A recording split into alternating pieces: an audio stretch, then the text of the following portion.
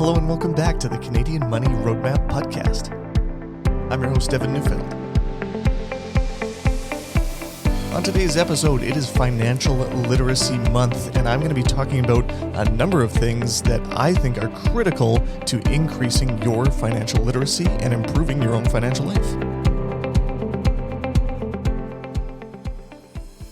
As I said in the intro there, November is Financial Literacy Month here in Canada. And last year, I did an episode with my colleague Jordan Arndt, and we went through one of the little quizzes that we've found available to test one's financial literacy.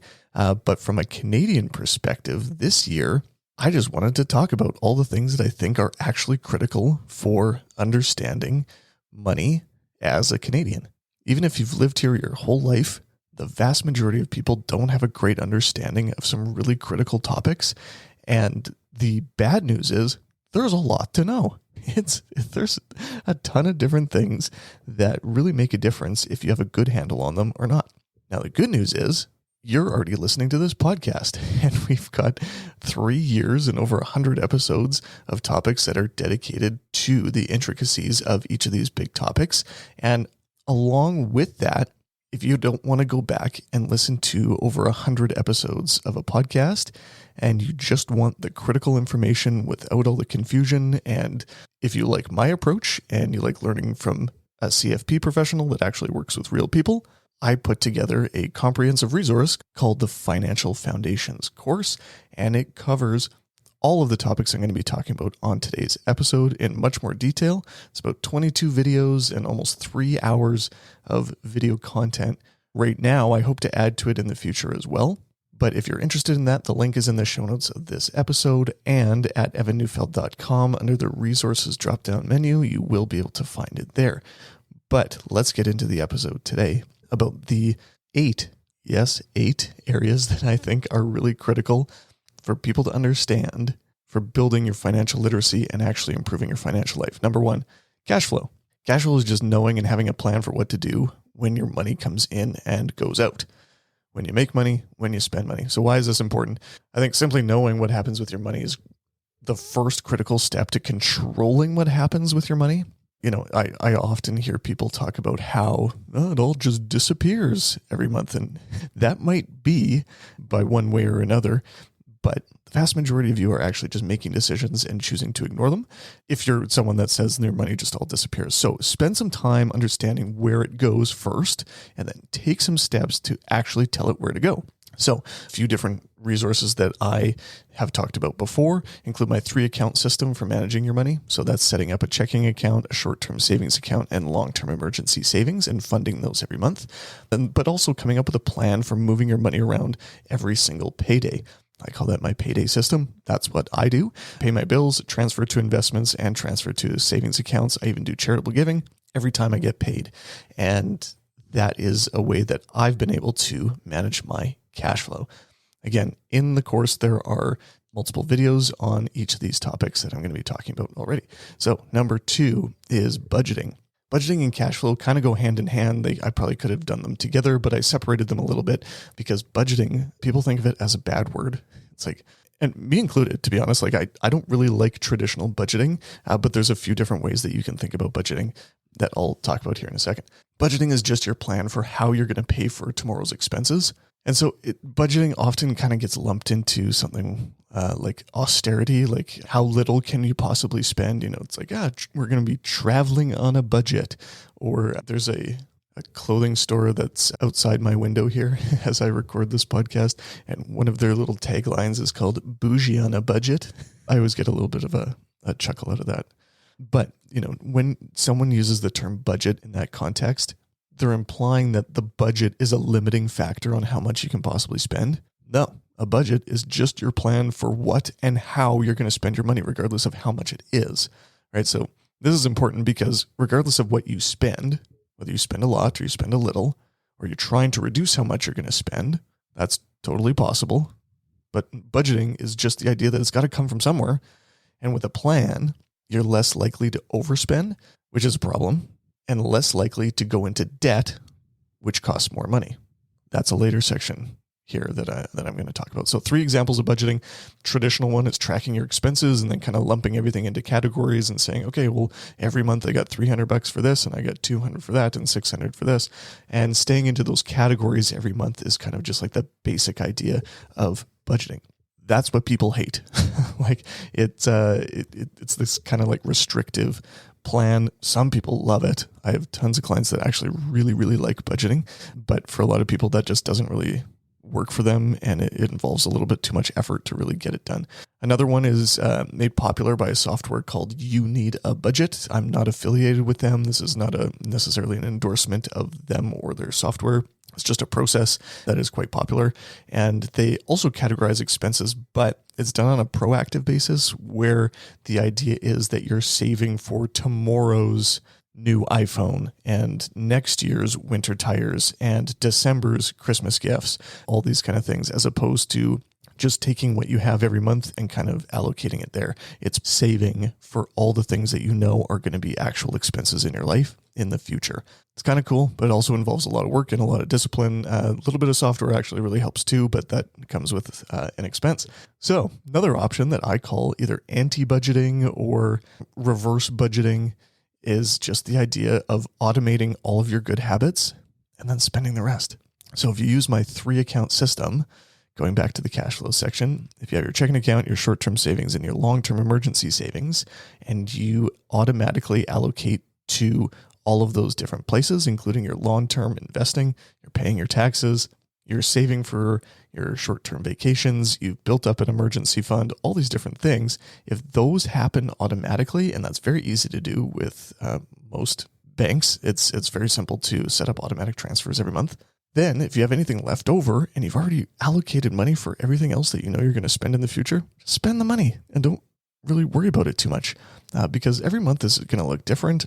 You know, a friend comes into town that you haven't seen in ages and wants to go out for a meal. It's like, well, I didn't really have it set up in the budget. It's like, well, just go, just do, if you've got the money set aside, you can do that. So anyways, I really like that approach because it takes a lot of the discipline out of it, because the automation takes care of all the good things that you want to do without you making that decision every month or every 2 weeks or whatever you have set up. Number 3 for items that I believe are critical for building financial literacy is tax. Taxes are present in everybody's life. So whether it's income taxes, sales taxes, property taxes, understanding how tax works is incredibly important because, as everybody knows, the only guarantees in life are death and taxes. So I think it's important to understand tax because taxes are generally the largest expense that people have in their life, and understanding tax will allow you to make optimal financial decisions and also make decisions that will reduce your tax bill so you don't pay unnecessarily high taxes. I'm definitely a believer that people should pay their fair share. I'm not some sort of anti-government person that says no one should be paying taxes and it's all a scam. No, as it's been laid out by the government, by the Income Tax Act, I think everybody should be paying their fair share. But I'm stealing this from someone and I don't know who it is, but they say pay your fair share, but you don't need to leave a tip, right? There's lots of ways that have been approved and instituted by the government to reduce the taxes that you pay. These come in the form of tax credits and deductions and deferral opportunities. And if you don't know what these are, you'll either pay more taxes than you should, or you'll have a complete misunderstanding of how tax works in the first place. And you might do something foolish like not take a raise at work or not accept a bonus because you think you'll pay too much in taxes. I've talked about that before, but that's not how our tax system works. Moving up tax brackets and all that sort of thing. People have a great misunderstanding of how that is. I've got a few episodes about that if you want to go back and listen to it. Or if you want to check out the Financial Foundations course, check it out in the tax section. Number 4 is debt management. Debt management, that's the idea that you need to have a plan for paying off your debt.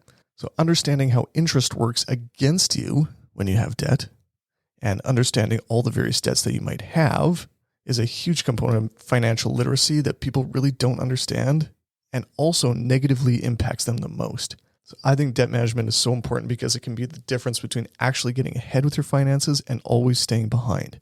I previously talked about unnecessary taxes to pay, and debt management involves unnecessary interest that you might pay. So whether it's understanding how credit cards work or student loans or your mortgage or anything like that, it's really important just to have a plan to pay off your debt. But beyond that, a basic understanding how interest works against you when you have debt is critical. Quickly, there's a couple of different methods for paying off debt that I think are kind of interesting. I didn't make these up. I've seen Dave Ramsey talk about them. I don't know if he made them up, but they are quite common to recommend to people for paying off debt quicker. These include the snowball method and the avalanche method. Yes, we are in Canada, so these are pretty relevant for us as we get into winter. Both of these strategies involve a lot of discipline, but they can be highly effective for paying off your debts quicker or saving the most money on interest that you can. Those are the two outcomes depending on the option that you pick. The main idea with either of these strategies is that you always have the same amount of money going to debt repayment every month, regardless of how many debts you have, and then optimizing what you do with any additional money that you're using to pay off debt. So every debt will always come with a minimum payment that you have to pay. And so the idea here is that you pay the minimum on everything. And then if you have an extra $500,000, whatever that you're using to pay off debt, choose the method accordingly here. So the avalanche method says pay off the highest interest cost first. So you're paying your minimum on everything, and then you add your extra to the highest interest cost until that debt is paid off. Then you take that additional amount plus the minimum that you're paying on that one, and then add that to the minimum of the next highest interest cost. And it just keeps going and going and going. And eventually it crushes everything. By doing this, you're paying the least amount of interest that you can. With the snowball method, this one acts a little bit more on psychological wins and getting the feeling that you're getting ahead of your money. I kind of like that one a little bit better, to be honest. But the snowball method says to pay off the smallest balance first so that you have fewer debts as part of your financial life. So again, you do the same thing. You pay the minimums across the board, and then you pay off the smallest balance first. Once that's all paid off, you take the payment that you're making there, including the minimum and the additional, then you lump that onto the next one and onto the next one and the next one. So in this case, it actually builds every single time you pay off a debt. Pretty cool. So those are a few different ways to think about debt management. Number 5, insurance. Insurance is something that you can use to transfer financial risk from you over to an insurance company. So to be able to do this, the cost to transfer this risk comes in the form of a premium on a insurance policy that you would own. Something like life insurance, which should really be called death insurance, but it's bad branding. Disability insurance, which protects your ability to work, and critical illness, which would provide a benefit in case you're diagnosed with a condition that's covered by that insurance policy. So I think this is incredibly important because small likelihood events of dying before your life expectancy, becoming disabled and unable to earn an income, or becoming critically ill, these are small likelihood events, but they can have massive financial impact. So what do we have to do? We have to compare a trade-off on the cost of buying the insurance against these risks versus the financial impact. In many, many, many cases, the trade-off is a no-brainer, but you need to know all the different options that are available and the things that you need and the things that you definitely don't need, because insurance is a place where there's plenty of options and things that are appropriate for some people, but they are sold or pitched, often on the internet, often on TikTok, inappropriately for people that don't need them. The idea of secrets of the rich or infinite banking and all this kind of garbage is intended to sell you insurance policies that are more expensive and serve a purpose that you do not need. So understanding all the different types of insurance is really important. It is critical to financial literacy to know what options are available to you and how you can transfer those risks over to an insurance company for a very affordable price. Number 6, investing. Investing is just the idea of your money working for you and buying things that have the potential to increase in value or pay you money on a regular basis. It sounds pretty good, but why is it actually important? Well, to meet many long-term financial goals, like retiring or buying a vacation property. Retiring is the big one, but even making significant financial gifts, either to charity or supporting your kids or all these sort of things, it's not enough to save your own money. The main thing that is relevant these days is that inflation increases the cost of tomorrow's goals. And so if you're just saving your own money today, inflation kind of increases the price of everything that you want to buy in the future to the point where you can't really afford to do it. You can't keep up.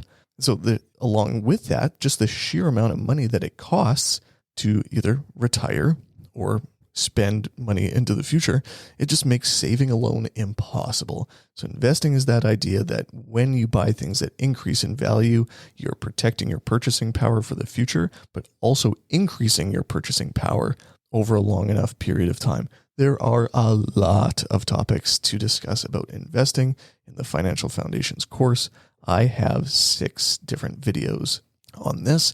I have many different podcast episodes about that. So if you want to dive into investing topics more, I will save that for other resources that I've made available.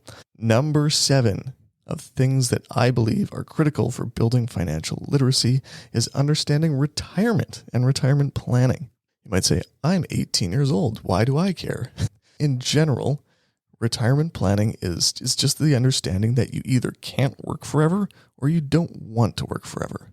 If either of those are true, and they are, how are you going to live the life you want whenever that day comes around?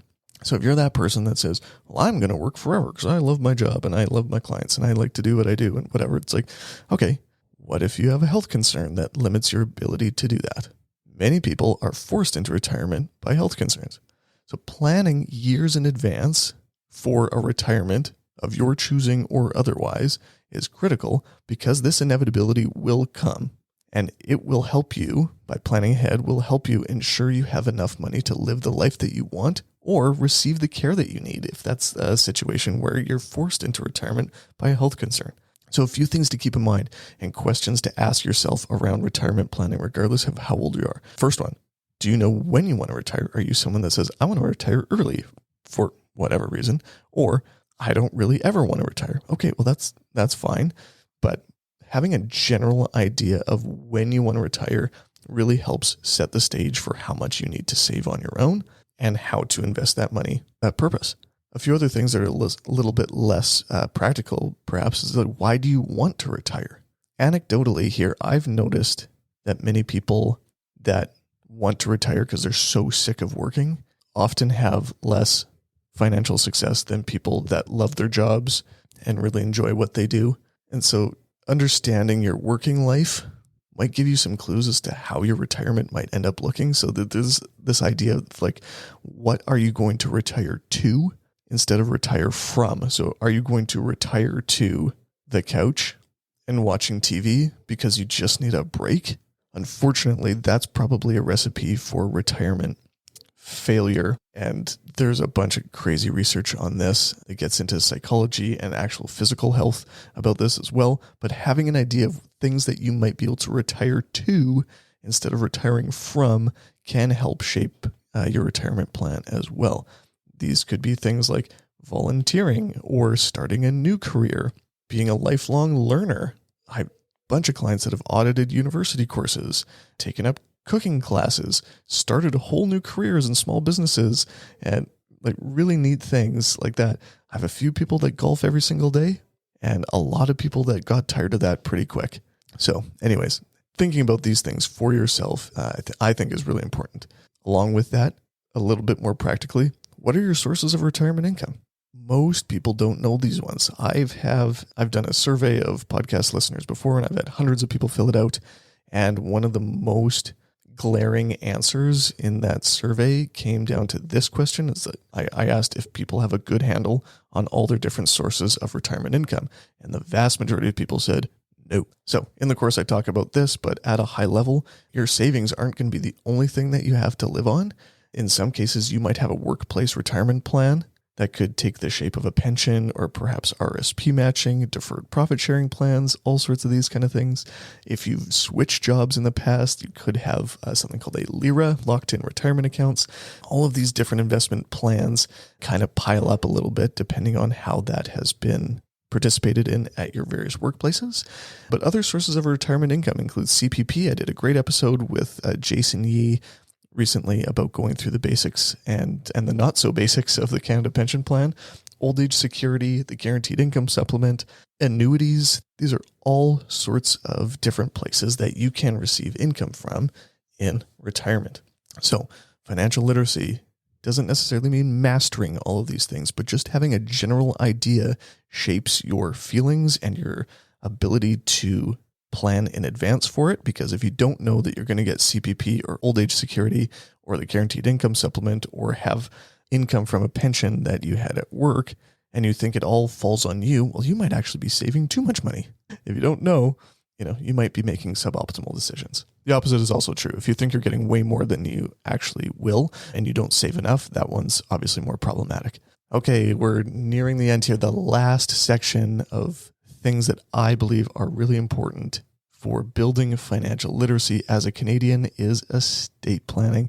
That might sound a little bit scary or foreign perhaps, but it's just the idea or the concept of planning for what happens when you die. This is a when, not if, but when. So if you have money, if you own anything at all, if you have a family, you need an estate plan. This shows up primarily as having a document called a will. A will determines who gets what and who is in charge of distributing it. That's pretty much it. I recommend that you speak with a legal professional in your province because the specifics of laying out these things are important and they make a difference. This is money well spent. Speak to a legal professional in your province to get a will set up today. If you're hearing me speak right now, you need to have a will. Okay. So without a will, your money and all your stuff will be subject to the rules of the province that says who gets what and who is in charge of dealing with it. No, it doesn't all just get absorbed by the government. That's a big boogeyman thing that isn't true, but the process is a pain. I will save you the headache. You do not want this option. Dying without a will is a nightmare. So having a will gives you the power and the control to make sure that your wishes are followed, not some sort of list that the provincial government has put together, but it gives you the power, you the control to make sure that your wishes are followed if and when you pass away. You can change your will too. As your life changes, if you get married, if you get divorced, if you have kids, if you sell a business, all these different things change, and having an updated will to reflect your current life circumstance and your current wishes is great. So you need to have that. So other considerations with estate planning would be having a power of attorney, and that is a person that is formally recognized as the person that would have authority over your decision making if you are unable to make decisions on your own. This often shows up medically, of course, but even on later in life, I have seen a number of times where people are cognitively completely fine with making their own decisions, but they are physically incapable of signing their own name anymore. And so power of attorney can help them even just fill out the paperwork and all that kind of stuff in circumstances like that. Power of attorney is really important, but it is only active while someone is alive, whereas a will only kicks in once someone passes away. So that's kind of like the before and after types of responsibilities and documentation that you should get set up. Finally, with estate planning, checking the beneficiary designations on your investment plans. There are a few different options that are available depending on the plan type. TFSAs and RSPs in particular. If you have a spouse, if you don't, double check those. Make sure that you understand how they work and that they're set up how you want them to be if you were to pass away. So high level overview again, those were the 8 things, but cash flow, budgeting, tax, debt management, insurance, investing, retirement planning, and estate planning. I'm sure there's others that I missed, but I think these are the foundational elements for understanding finance as a Canadian. I think that it's complicated, and I think there's a lot of bad information out there, which is why I really started this podcast in the first place, because I wanted to make sure that there were good sources of information for people to be able to access for free. If you want something that's quicker and a little bit more interesting, and it's not free, but I hope it's affordable for a lot of people, I put together the video course that's available there.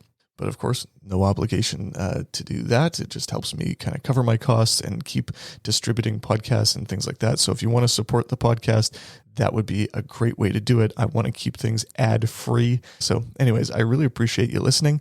I've got a few other topics that I'm excited to bring to you here for Financial Literacy Month. If you like the podcast and you've been listening for a long time, something that really goes a long way that I haven't really asked for much is writing a review on Apple Podcasts.